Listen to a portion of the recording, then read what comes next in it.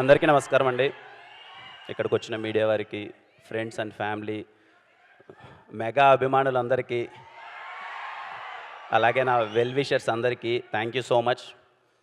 ఇక్కడికి విష్ చేయడానికి వచ్చిన పెద్దలందరికీ thank you so much sir. Shilpakala Vedika ఎన్ని చూసింటాం, ఎన్ని ఈవెంట్లు చూసింటాం. చిరంజీవి గారి ఈవెంట్లు, పవన్ కళ్యాణ్ గారి ఈవెంట్లు శిల్పకళా వేదికలో జరుగుతుంటే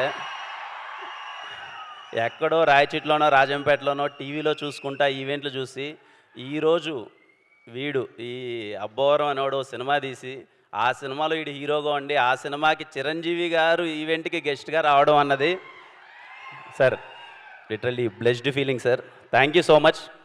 నాకు తెలిసిన చిరంజీవి గారి గురించి ఒక మాట చెప్పాలనుకుంటున్నాను. ఇంద్రా సినిమాలో సింహాసనం పైన కూర్చుండే అర్హత పైన ఇంద్రుంది, కింద ఈ ఇంద్రసేనుంది అన్నప్పుడు దీంతదన ఇంద్ర కదిలేటి పిడుగు ఓ ఇంద్ర అన్నప్పుడు ఆయన చైర్లో కూర్చున్నప్పుడు ఆయన రాజసం. జై చిరంజీవి సినిమాలో అలా కాదురా ఆచి తూచి అడుగులేయాలి అన్నప్పుడు ఆయన తుంటరిగా చేసే ఒక అల్లరి. శంకర్దాద ఎంబీబీఎస్లో కాలేజ్ అట్టుగాదే ఇటు అన్నప్పుడు ఆయన వాకింగ్ చేస్తున్నప్పుడు చిరంజీవి గారి స్వాగు. ఠాగూర్ సినిమాలో మన్మద మన్మద మామపుత్రుడా ఇంద్రుడై చంద్రుడై కన్ను కొట్టరా అన్నప్పుడు ఆయన కన్ను కొట్టి వీణ స్టెప్ వేస్తుంటే డాన్స్ రా నా ఒంట్లో వీణలు మోగడం.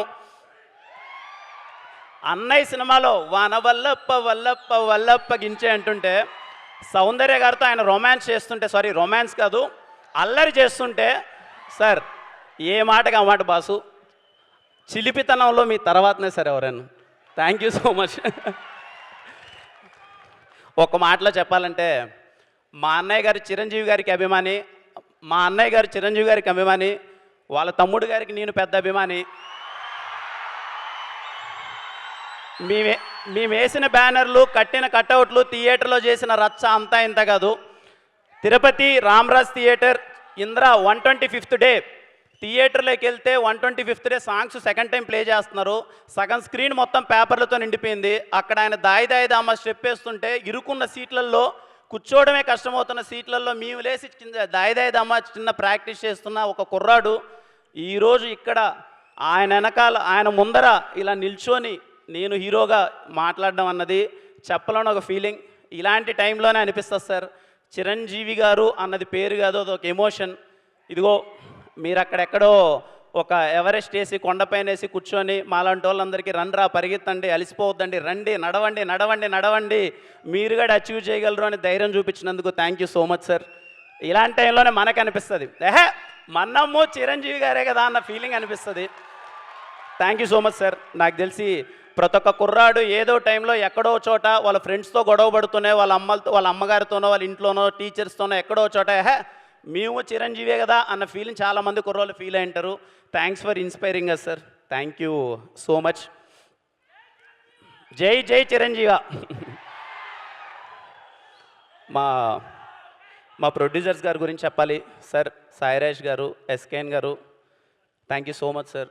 From the day 1 till now నాకు కిక్ వచ్చింది సార్ మీతో సినిమా చేస్తుంటే. Thank you so much. వాళ్ళ ప్యాషన్, సినిమా పట్ల వాళ్ళకున్న ప్రేమ ఎప్పుడు డ్రైవ్ చేస్తూనే ఉన్నది. Thank you so much sir. Thank you Dheeraj అన్న. థ్యాంక్ యూ ధీరజ్ అన్న. ఎప్పుడు వెనక నుంచి భయ్యా నువ్వు చెయ్యి భయ్యా, నువ్వు ప్రమోషన్ చేయి, ఏం చేయాలో చెప్పు భయ్యా అని చెప్పి అసలు ఎప్పుడు సపోర్ట్ చేస్తున్నారు. Thank you so much.